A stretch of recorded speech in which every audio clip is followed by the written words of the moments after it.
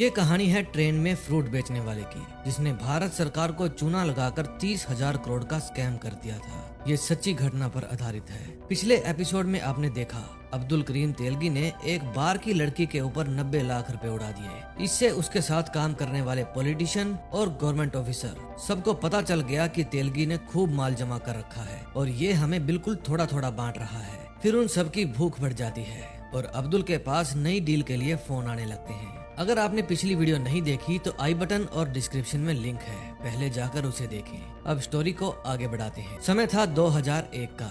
कर्नाटक में एक कन्नड़ सुपरस्टार जिसका नाम जीवराम था, उसका अपहरण हो जाता है। इस सुपरस्टार का फैन बेस बहुत तगड़ा था, इसलिए कर्नाटक में दंगे होने लगते हैं। फिर डाकुओं ने 15 करोड़ की डिमांड की। ये एक बहुत बड़ी फिरौती थी और सरकार इसके लिए रेडी नहीं थी। डीजीपी मैडम कहती है कि अगर उसे कुछ हो गया तो बड़ी तबाही होगी, हमें कोई तो रास्ता निकालना होगा। उधर तेलगी ने पिछली रात जो भसड़ मचाई थी उसके लिए वो टेंशन में था, क्योंकि उसका साथ देने वाले सब लोग लालची हो गए थे। जेके कहता है हमें पैसा तो देना पड़ेगा क्योंकि वे बदले में प्रोटेक्शन देते हैं। अब्दुल कहता है पैसे तो मैं दूंगा लेकिन इन सबको जूती के नीचे ही रखूंगा। फिर वो अपने सभी लकड़बग्गों को फोन करके उनकी कीमत पूछता है। कोई 3 लाख तो कोई 2 लाख मांगता है हफ्ते का, और अब्दुल इन सब की रिकॉर्डिंग कर लेता है ताकि इन सबको अपनी जूती की नोक के नीचे रख सके। लेकिन मोरे ने 30 लाख रुपए मांग लिए थे। इन सबको ये नहीं पता था कि ये रकम अब्दुल के लिए कुछ भी नहीं है, लेकिन इस हरकत ने अब्दुल को शाना कर दिया था। फिर वो बैंक जाता है और वे सारी रिकॉर्ड की हुई टेप लॉकर में रख देता है और उसकी चाबी जेके को दे देता है। तभी कर्नाटक से शेख का फोन आता है। अब्दुल पूछता है आपको क्या चाहिए। शेख साहब कहते हैं कि सारी बातें फोन पे नहीं हो सकती, कर्नाटक आ जाओ। जब अब्दुल उसके पास जाता है तो वो बताता है कि सुपरस्टार को छोड़ने के लिए चंदन चोर ने 15 करोड़ रुपए मांगे हैं। अब सरकार वो पैसा देगी नहीं। भारत में आरबीआई के बाद सिर्फ तुम ही हो जो इतना रुपया निकाल सकते हो। अब्दुल कहता है खेल बड़ा है, दाम तो मैं लगा दूंगा लेकिन बदले में सलीम के लिए कर्नाटक में मिनिस्ट्री चाहिए। शेख को ये सौदा मंजूर नहीं था, इसलिए अब्दुल वहाँ से चला जाता है। उसके जाने के बाद शेख राजेश के पास फोन करता है, जो कि डीजीपी मैडम और ये जो मंत्री संतरी हैं इनका चेला था। शेख बताता है कि तेलगी ने मना कर दिया है। रास्ते में सलीम अब्दुल को कहता है कि आपकी भसड़ के बारे में भाभी को भी मालूम हो गया होगा। फिर रात को अब्दुल अपने घर जाता है, उसकी वाइफ उससे बात नहीं करती। फिर जब सुबह वो उठकर देखता है तो उसकी वाइफ अपनी बेटी को लेकर वहाँ से जा चुकी थी। फिर वो अपनी वाइफ के पास फोन करता है। उसकी वाइफ कहती है कि आज के बाद हमारे पास फोन करने की कोई जरूरत नहीं है। उधर राजेश डिप्टी कमिश्नर अरविंद को अब्दुल करीम तेलगी की फाइल देता है और कहता है कि याद रहे हाथ मरोड़ना है, तोड़ना नहीं। फिर कमिश्नर रजनीकांत नाम के पुलिस ऑफिसर को बुलाता है और उसे बताता है कि 2-3 साल से शहर में नकली स्टैम्प पेपर का काम चल रहा है, जिसके पीछे अब्दुल करीम तेलगी का हाथ है। हमारे सूत्रों ने बताया है कि आज स्टैम्प पेपर की डिलीवरी होने वाली है। उधर सुलेमान की माँ अब्दुल से मिलने जाती है और कहती है कि 7 महीने हो गए वो मुझसे मिलने नहीं आया, लेकिन पैसे टाइम से भिजवा रहा है। क्या आप उसे बोल देंगे कि उसकी माँ को उसकी याद आ रही है। अब सुलेमान बेचारा आएगा कहाँ से, क्योंकि उसको तो अब्दुल ने मार दिया था। फिर उसे सुलेमान दिखाई देने लगता है। अब्दुल की शुगर डाउन हो जाती है और वो बेहोश होकर नीचे गिर जाता है। उधर रात के समय रजनीकांत अब्दुल का एक ट्रक भी पकड़ लेता है, जिसमें अनुमान लगाया जाता है कि ट्रक के अंदर 90 लाख के स्टैम्प पेपर थे। अब ये खबर फैल जाती है और सदन तक पहुंच जाती है। ओपोजिशन पार्टी के लीडर अन्ना को कीचड़ उछालने का मौका मिल जाता है और बात बिगड़ जाती है। अब्दुल हॉस्पिटल में था तो उसके पास सलीम का फोन आता है। वो बताता है कि बेंगलोर में हमारा ट्रक पकड़ा गया, तुम्हें पता है ना उसके पीछे किसका हाथ है। फिर अब्दुल बेंगलोर पहुंच जाता है। वो शेख को लेकर राजेश के पास जाता है। अब्दुल राजेश को कहता है कि मुझे मेरे सारे आदमी बाहर चाहिए और एसपी रजनीकांत की लगाम को थोड़ा टाइट करो। राजेश कहता है बस 10-15 दिन की बात है, मैं तुम्हें क्लीन चिट दिलवा दूंगा। फिर अब्दुल उसे 15 करोड़ रुपए हैंड ओवर कर देता है और कहता है कि ये मेरा छोटा सा योगदान है। अब इन पैसों से कन्नड़ सुपरस्टार जीवराम को भी छुड़ा लिया जाता है। फिर वापस बॉम्बे जाकर अब्दुल डॉक्टर अमर बेदी से मिलने जाता है। डॉक्टर उसे बताता है कि तुम्हारी टेस्ट की रिपोर्ट आ गई है, यू आर HIV पॉजिटिव। अगर तुम इसी तरह से इधर उधर भटकते रहे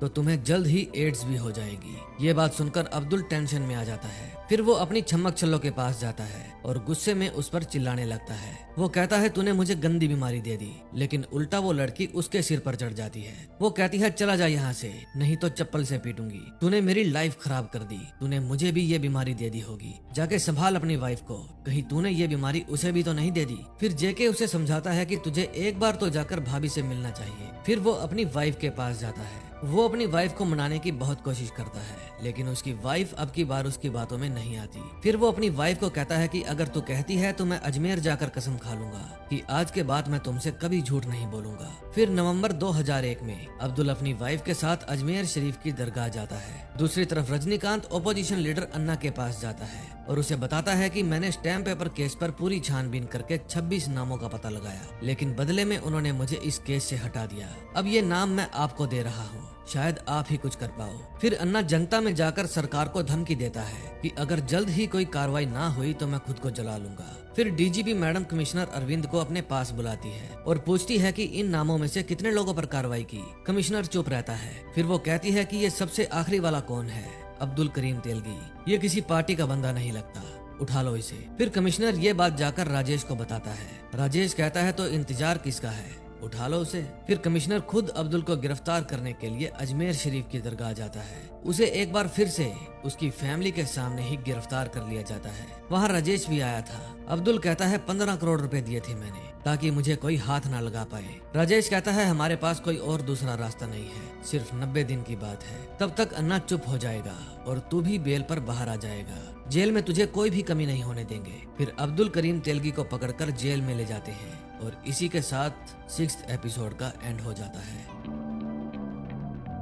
जनवरी 2001 में जेके सलीम और वकील के साथ बेंगलोर की जेल में जाता है। वो अब्दुल को बताता है कि सबको लगता है तुम्हारा धंधा बंद होने की कगार पर है, इसलिए सबको अपना अपना पैसा चाहिए। फिर अब्दुल कहता है और ज्यादा माल छापो, धंधा बढ़ाओ और सबको ज्यादा रुपया कमा के दो। मुझे शेख ने फंसाया है, उसका तो मैं कोई और हल निकालूंगा। फिर अब्दुल शेख पर एलिगेशन लगाता है कि वो भी इस धंधे में मेरे साथ जुड़ा हुआ है। ओपोजिशन इस बात को खूब उछालते हैं। वकील आकर बताता है कि शेख की मिनिस्ट्री चली गई है। अब स्टेट गवर्नमेंट ने एक स्पेशल इन्वेस्टिगेशन टीम तैयार की है, स्पेशल अपने केस के लिए। लेकिन अब्दुल को लगता था कि मुंबई हो या कर्नाटक, सारे मामलों उसकी जेब में हैं। फिर डीजीपी मैडम सूर्य प्रताप गहलोत को अपने पास बुलाती है और उसे बताती है कि तेलगी की 90 दिन की जुडिशियल कस्टडी 1 हफ्ते में खत्म होने वाली है। अब्दुल बाहर नहीं जाना चाहिए और हाँ, शेख से दूर रहना। फिर सूर्य प्रताप गहलोत अपनी एक छोटी सी टीम बना लेता है। फिर वे अब्दुल से सवाल जवाब करने के लिए कोर्ट की परमिशन मांगते हैं, लेकिन उन्हें परमिशन नहीं मिलती।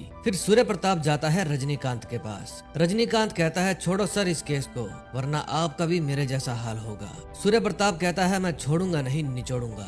तुम बस ये बताओ कि इतनी जल्दी 26 नामों तक पहुँचे कैसे? रजनीकांत कहता है सर 26 नहीं 25 नाम थे। अब्दुल करीम तेलगी का नाम तो डीसीपी ने बाद में डाला है, अब्दुल का नाम जानबूझकर जोड़ा गया है। फिर सूर्य प्रताप जाता है वकील के पास। वकील उसे इनडायरेक्टली ब्राइब ऑफर करता है, लेकिन उसे ये नहीं पता था कि सूर्य प्रताप ईमानदार ऑफिसर है। सूर्य प्रताप कहता है अब्दुल को बोल देना जब तक नियम कानून से चल रहा हूँ, और एक बार उसके पीछे पड़ गया तो सारे नियम टूट जाएंगे। फिर वकील ये बात जाकर अब्दुल को बताता है कि सूर्य प्रताप में बहुत अकड़ है, अगर उसके हाथ अपने खिलाफ कुछ भी लग गया तो वो सॉलिड पंचनामा करेगा। उधर सूर्य प्रताप जो बाकी के 25 नाम थे उन लोगों के भी पीछे पड़ जाता है, लेकिन उसके हाथ कुछ नहीं लगता। फिर सूर्य प्रताप डीजीपी मैडम के पास जाता है और कहता है कि हमारे पास सफिशिएंट एविडेंस नहीं है, तेलगी को बेल मिल जाएगी और जो ये 25 नाम है ये सब फेक हैं, इन नामों के कोई आदमी नहीं है। मैडम कहती है इसीलिए तो ये केस तुमको सौंपा गया है।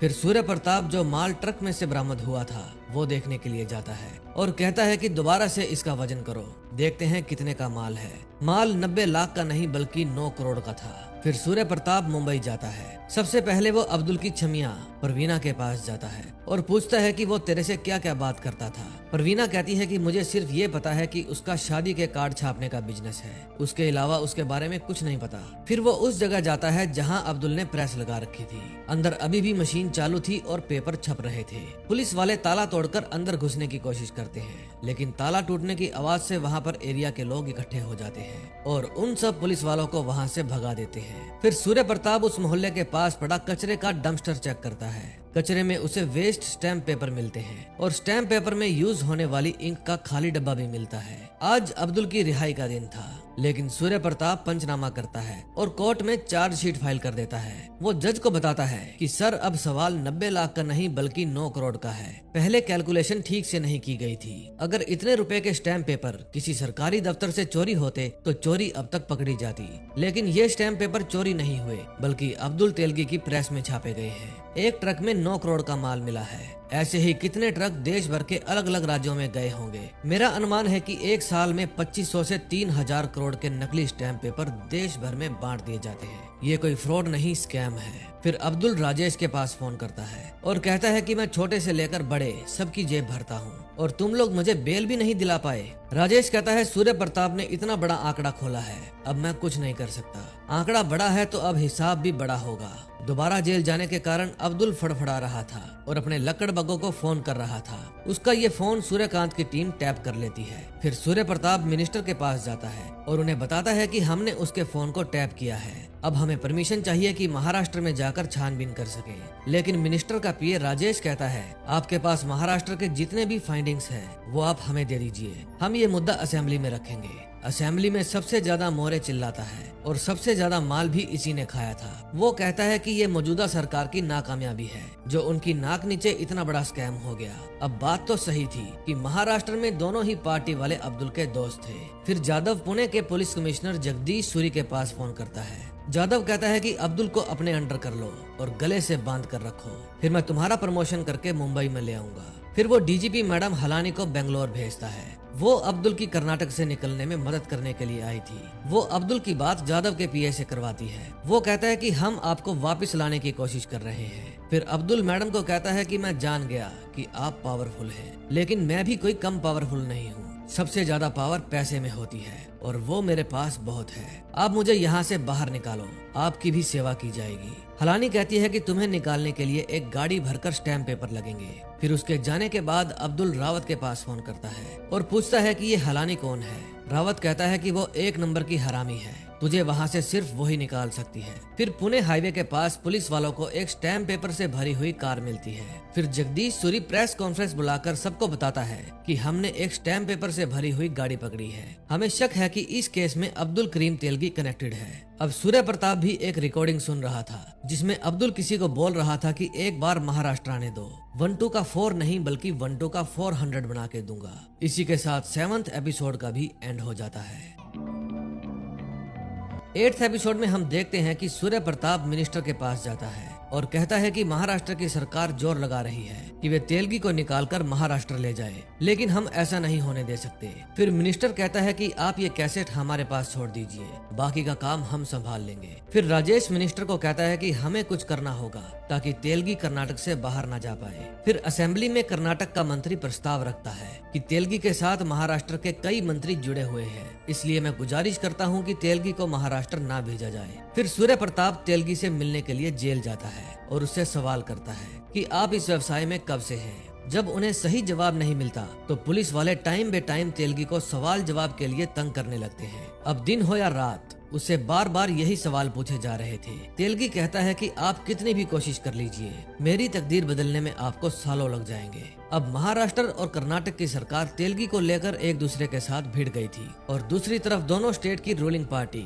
2004 में होने वाले इलेक्शन के लिए एक दूसरे के साथ महागठबंधन बनाने में जुटी थी। अब्दुल वकील को बुलाता है और कहता है कि 3 महीने से ज्यादा हो गए हैं, मैं बाहर आना चाहता हूँ, कुछ भी करके मुझे बाहर निकालो। फिर वकील देव साहब के पास आने वाले इलेक्शन के लिए मिठाई पहुंचाता है। कर्नाटक में राजेश मंत्री शशिधर को कहता है कि अब शेख को सूली पर चढ़ाने का समय आ गया है। अब फाइनली शेख अंदर और अब्दुल कर्नाटक की जेल से बाहर आ गया था। जब ये बात सूर्य प्रताप को पता चलती है तो वो जेल में आकर उछल कूद करता है। मैडम हलानी कहती है कि कोर्ट का ऑर्डर है, पूछताछ के लिए महाराष्ट्र लेकर जा रहे हैं। फिर अब्दुल सूर्य प्रताप को कहता है कि सर आपने सही सुना था, मैं पैसे कमाता नहीं बनाता हूँ। अब तेलगी उनकी नाक नीचे से निकल जाता है और सूर्य प्रताप की टीम धरी की धरी रह जाती है। अब्दुल को पुणे की सेंट्रल जेल में पहुंचा दिया जाता है। रात को जब अब्दुल खाना खा रहा था तो पुलिस वाले आकर उसे धोते हैं। पुलिस वाले पूछते हैं बता तुम्हारी कितनी बड़ी सिंडिकेट थी। अब्दुल कहता है जाकर जादव से पूछ। पुलिस वाले कहते हैं अगर किसी मंत्री का नाम लिया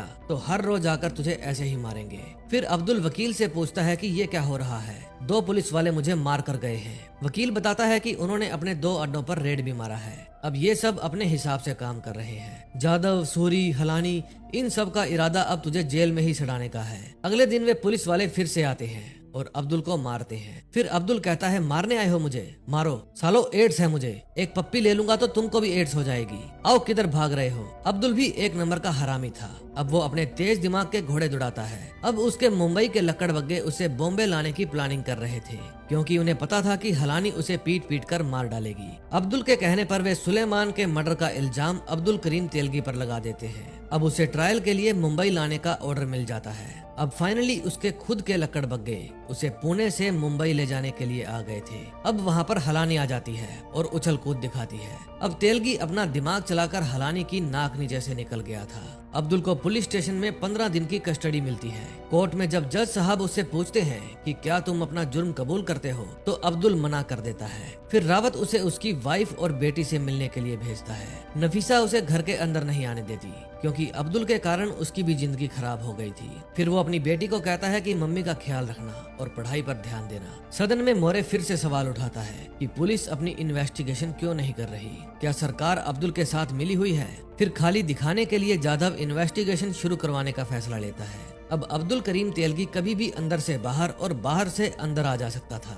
वापिस अपने शहर आकर अब्दुल खुश था, इसीलिए वो पार्टी करता है। उसकी पार्टी में उसके सारे लकड़बग्गे आए थे। उसके साथी उसे बताते हैं कि जाधव ने एक टीम बनाई है और तुम्हारा केस प्रमोद जयसिंह को दिया है, और उसको बताया गया है कि तुम्हारा काम है कुछ भी काम ना करना। अब्दुल को प्रमोद जयसिंह की बिल्कुल भी परवाह नहीं थी, और यही उसकी सबसे बड़ी गलती होने वाली थी। अब वो खुद को मुंबई का किंग समझने लगा था, क्योंकि मुंबई के सारे करप्ट पुलिस वाले और मंत्री संतरी सब उसके साथ थे। उस रात वे खूब मौज मस्ती करते हैं। तो नेक्स्ट एपिसोड में देखते हैं कि कहीं ये उसकी आखिरी मौज मस्ती तो नहीं थी। अब्दुल स्टैम्प पेपर की खुशबू सूंघने के लिए तरस गया था, इसलिए वो अपनी प्रेस में जाता है और वहाँ काम करने वाले सभी वर्कर्स को अप्रिशिएट करता है, क्योंकि उन्होंने अब्दुल के बुरे समय में भी मशीन रुकने नहीं दी। उसके वर्कर्स और मोहल्ले वाले सब अब्दुल को दोबारा काम पर देखकर खुश होते हैं। उधर जयसिंह को अपनी नई एसआईटी टीम मिल गई थी और उसकी टीम में सब लोग बूढ़े शेर थे, बिना दांत वाले। जयसिंह को अब्दुल की जो फाइल मिली थी उसमें सिर्फ 4 पेज थे।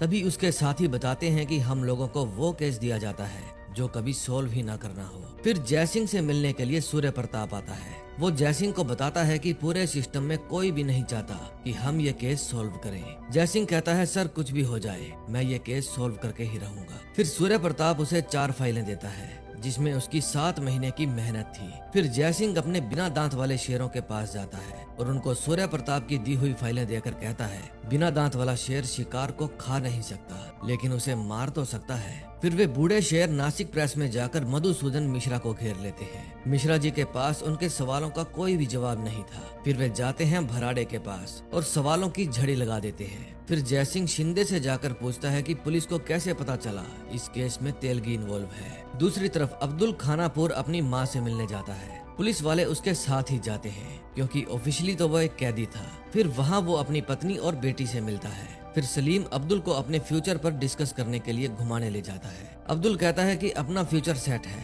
सारा सिस्टम अपनी जेब में है, अपने को कोई भी हाथ नहीं लगा सकता। लेकिन सलीम पूछता है कि मेरे फ्यूचर के बारे में क्या, मुझे 5-10 हजार भी चाहिए होते हैं तो मुझे आपसे मांगने पड़ते हैं। जब तक ये नाव चल रही है चल रही है, कल को ये नाव डूब गई तो मैं क्या करूँगा। तुम्हारे साथ मैंने भी मेहनत की है, मुझे उसकी कीमत चाहिए। फिर अब्दुल उसकी चप्पल से पिटाई करता है। जिस हलवे के 1 चम्मच के लिए अब्दुल तरसा करता था, अब वैसा ही हलवा वो पूरे गांव में बंटवाता है। फिर वो अनाउंस करता है कि जिसको जो भी चाहिए मांग लो, आज सबकी इच्छा पूरी होगी। लेकिन उसका भाई इस बात से नाखुश था। अब्दुल के साथ उसके लकड़बग्गे भी 4 दिन से पुलिस स्टेशन से गायब थे और जयसिंह उनको 4 दिन से ढूंढ रहा था। फिर वो मैडम हलानी से पूछताछ करने जाता है और उसके बाद जाता है वो जगदीश सूरी के पास। जयसिंह की इन्वेस्टिगेशन के कारण अब जाधव भी परेशान हो गया था। फिर वो जयसिंह से मिलने के लिए जाता है और उससे पूछता है कि अब तक उसने क्या किया। जयसिंह बताता है कि हवलदार से लेकर कमिश्नर तक और कुछ आपके साथी भी सब तेलगी से मिले हुए हैं। फिर मुद्दे से भटकाने के लिए मुंबई में ब्लास्ट कराए जाते हैं ताकि तेलगी का केस ठंडा हो जाए। फिर जयसिंह सूर्य प्रताप से मिलता है और उसे बताता है कि जब तक तेलगी महाराष्ट्र में है उसको कोई छू भी नहीं सकता, क्योंकि इस चोर ने पुलिस वालों को सोने की हथकड़ी पहना रखी है। हमें उसका एड्रेस चेंज करना होगा। फिर जयसिंह और सूर्य प्रताप अब्दुल को अनऑफिशियली उसके घर से उठा लेते हैं। महाराष्ट्र की पुलिस के हाथ कुछ भी नहीं लगता। फिर सीपी जगदीश सूरी सूर्य प्रताप से पूछता है कि ये तुम लोग क्या कर रहे हो। सूर्य प्रताप कहता है सर आप मीडिया वालों को ना तो ये कह सकते हो कि हमने जेल ब्रेक करके तेलगी को उठाया है, और ना ही आप ये कह सकते हो कि हमने उसको उसके घर से उठाया है। दोनों ही सूरत में उंगली आपके ऊपर उठेगी। तेलगी को अनऑफिशियली कर्नाटक पहुंचा दिया जाता है। ये है संजय सिंह। ये एक ईमानदार रिपोर्टर है। इसके पास एक अज्ञात नंबर से किसी अज्ञात आदमी का फोन आता है और इसको तेलगी के रिलेटेड एक फाइल देता है। फिर संजय सिंह उस पर रिसर्च करके अपने एडिटर से सीपी सूरी का इंटरव्यू लेने की परमिशन मांगता है। इंटरव्यू शुरू तो होता है मुंबई ब्लास्ट से, लेकिन खत्म होता है स्टैम्प पेपर पर। संजय सिंह बताता है कि प्रमोद जयसिंह की रिपोर्ट के अनुसार महाराष्ट्र में छोटे से लेकर बड़ा पुलिस वाला सब अब्दुल करीम तेलगी से मिले हुए हैं। इस घोटाले में कई मंत्री भी शामिल हैं। ये बात सुनकर सबको दस्त लग जाते हैं। मोरे सदन में चिल्लाता है कि अगर इस केस पर कोई कार्रवाई नहीं हुई तो मैं यहीं अनशन पर बैठ जाऊंगा। फिर वकील आकर अब्दुल को बताता है कि अब मुंबई से कोई भी तुम्हारी हेल्प नहीं करेगा। अब अपनी धोती बचाने के चक्कर में जाधव सीपी जगदीशपुरी को भेजकर खुद के ही एक गोडाउन पर रेड डलवाता है जो उसने तेलगी को दे रखा था। उसमें 2000 करोड़ के स्टैम्प पेपर पाए जाते हैं। अब पुलिस की भी नाक बच गई थी। सीपी सूरी इंटरव्यू देते हैं कि अब महाराष्ट्र पुलिस और कर्नाटक पुलिस इस केस पर मिलकर काम करेगी। जब ये बात अब्दुल को पता चलती है तो वो उदास होने की बजाय खुश हो जाता है और कहता है कि सबकी फटी पड़ी है, ये सोचकर कि मेरे मुंह से किस किस के नाम निकलेंगे।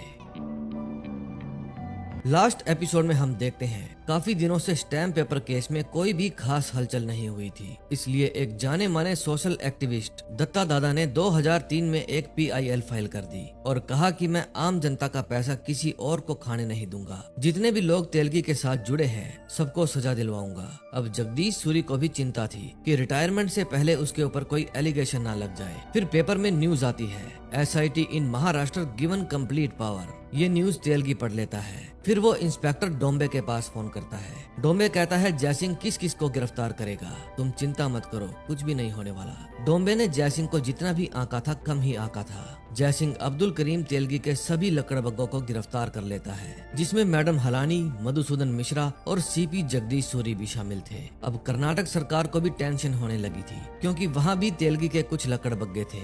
वकील अब्दुल को जाकर बताता है कि मैंने मशीनें कहीं और शिफ्ट करवा दी हैं। JK और सलीम छुपे हुए हैं। अब्दुल कहता है कि अब मुझे ये साबित करना होगा कि ये सब मैंने अकेले नहीं किया। कुछ इम्पोर्टेंट लोग हैं जिन्होंने मेरे साथ मिलकर काम किया है ताकि फोकस सिर्फ एक मछली पर ना आए बल्कि पूरे तालाब पर आए। लेकिन इंडिया की सच्चाई ये है कि पैसा चाहे हार जाए, पावर कभी नहीं हारती। फिर अब्दुल की माँ उसके पास फोन करती है और कहती है कि बेटा तूने पैसा तो बहुत कमा लिया लेकिन बदनामी उससे भी ज्यादा कमा ली। मुझे मेरा वही पुराना अब्दुल लौटा दे। अब पुलिस तेलगी का नार्को टेस्ट करवाने का प्लान बना रही थी जो अब तक इंडिया में 2 या 3 बार ही किया गया था। ये पुलिस की नेक्स्ट लेवल इन्वेस्टिगेशन थी। अकॉर्डिंग टू रूल किसी की मर्जी के बिना उसका नार्को टेस्ट नहीं किया जा सकता था। वकील अब्दुल को कहता है कि तुम पेपर पर साइन मत करना। फिर सूर्य प्रताप नार्को टेस्ट के पेपर लेकर अब्दुल के पास जाता है। अब्दुल के दिमाग में पता नहीं क्या प्लानिंग चल रही थी, वो पेपर पर साइन कर देता है। अब्दुल आदमी जरूर छोटा था लेकिन उसकी कहानी बहुत बड़ी थी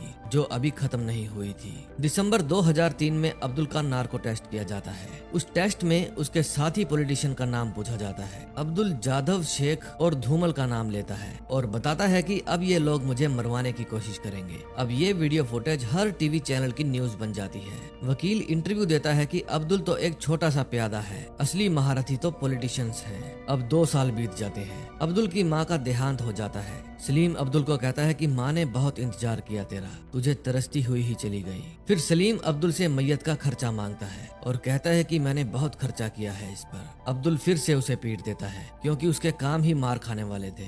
मार्च 2005 में अब्दुल सूर्य प्रताप को मिलने के लिए बुलाता है और कहता है कि मैं एक किताब लिखना चाहता हूँ जिसमें हर उस इंसान का जिक्र होगा जिसको आप पकड़ना चाहते हैं। उनका नाम, पता और सबूत सब कुछ मेरे पास है। अब कर्नाटक के पॉलिटिशियंस को भी खतरा हो गया था। फिर वे एक गेम खेलते हैं। वे भारत के अलग अलग राज्यों से अब्दुल के ऊपर FIR दर्ज करवाते हैं। मामला पहुंचता है सुप्रीम कोर्ट के पास और कोर्ट का ऑर्डर आता है कि ये केस अब स्टेट एजेंसी नहीं बल्कि सेंट्रल एजेंसी संभालेगी। जयसिंह और सूर्य प्रताप से ये केस वापस ले लिया जाता है। 2007 में स्टैम्प पेपर पर सुनवाई होनी थी। वकील बताता है कि वे अब आपकी पत्नी नफीसा की गवाही लेने वाले हैं। फिर पुणे कोर्ट में नफीसा को लाया जाता है। अब्दुल अपनी बेटी और पत्नी से मिलता है। नफीसा कहती है कि मैंने तुम्हारी टूटी हुई चप्पल देखकर तुमसे शादी की थी, तब तुम्हारे पाँव जमीन पर थे। फिर वो अब्दुल को कोसती है और कहती है कि अगर तुम सब कुछ ठीक करना चाहते हो तो खत्म कर दो ये सब कुछ। तुमने मेरी जिंदगी तो खराब कर दी, कम से कम अपनी बच्ची की जिंदगी तो खराब होने से बचा लो। फिर अब्दुल कोर्ट में बयान देता है,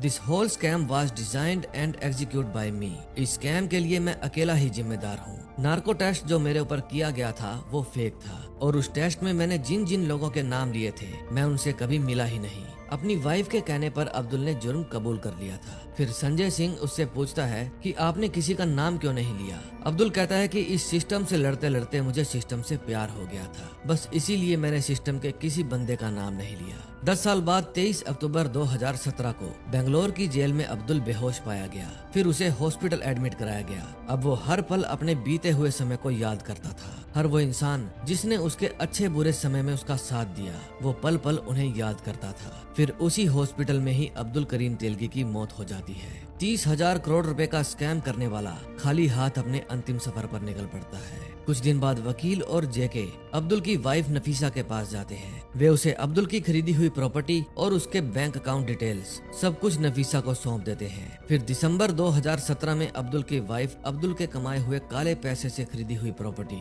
सरकार को सरेंडर कर देती है। ये है अब्दुल करीम तेलगी की ओरिजिनल फोटो। 1998 से लेकर 2002 के बीच स्टैम्प पेपर्स की मात्रा को देखते हुए फाइनेंस मिनिस्टर ने सभी स्टैम्प पेपर्स को लीगल घोषित कर दिया। अब्दुल ने किसी की जिंदगी खराब नहीं की थी, किसी का घर नहीं उजाड़ा था। जो भी पैसा कमाया गवर्नमेंट से कमाया था। उसने किसी आम इंसान को नहीं लूटा था जैसे गवर्नमेंट लूटती है। हालांकि ये पैसा उसका नहीं था, ये पैसा देश की जनता का था। वो पैसा जो अब्दुल ने कमाया गरीबों की वेलफेयर स्कीम में लग सकता था, स्कूल कॉलेज और हॉस्पिटल बन सकते थे। अब्दुल झुग्गी में पैदा हुआ, उधर ही बड़ा हुआ, दूसरों का झूठा खाना खाया, ट्रेन की पटरी पर हकता था। वो जिस सिस्टम ने उसे गरीब बनाकर रखा था उसी सिस्टम को जेब में करके अब्दुल ने अपनी गरीबी मिटाई। अगर अब्दुल इस सिस्टम को नहीं तोड़ता तो ये सिस्टम कब का अब्दुल को तोड़ चुका होता। दोस्तों मेरा मानना है कि पैसा कमाओ, खूब पैसा कमाओ, लेकिन सही तरीके से। मैं किसी स्कैम या फ्रॉड को प्रमोट नहीं करता। अगर आपके पास परिवार है और अच्छे दोस्त हैं तो आप दुनिया के सबसे अमीर इंसान हैं, क्योंकि अंत समय में आपके साथ रिश्ते खड़े होते हैं, पैसा नहीं। तो दोस्तों अगर आपको एक्सप्लेनेशन अच्छी लगी हो तो प्लीज वीडियो को लाइक कर दें और चैनल को सब्सक्राइब कर दें। ये स्टोरी सच्ची घटना पर आधारित थी। आप इसे बेधड़क शेयर कर सकते हैं ताकि आपके दोस्तों और आपके रिश्तेदारों को भी पता चले कि फ्रूट बेचने वाले ने किस तरह से पूरे सिस्टम को हिला कर रख दिया। तो भाइयों मिलते हैं नेक्स्ट वीडियो में। Till then bye bye.